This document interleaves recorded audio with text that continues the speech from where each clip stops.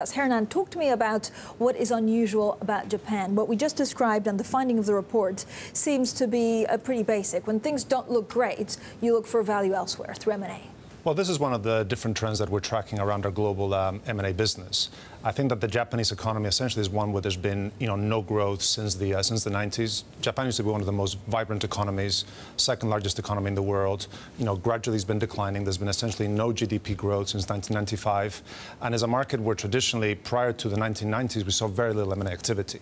I think that consistent with this lack of growth in the economy, what we've seen is a gradual increase in M&A activity. When you get to the year 2005, reflecting on that lack of growth, we saw a big step up in transaction activity, going to what, approximately 100 billion level. As time moves on, you look at 2005, there's still not much economic activity. There's another big step up in M&A activity. So for the last 10 years, we've seen a healthy dose of M&A activity in Japan around the 200 billion mark. And the question is whether, as there continues to be this lack of growth, there's going to be a next step up, ratchet in activity.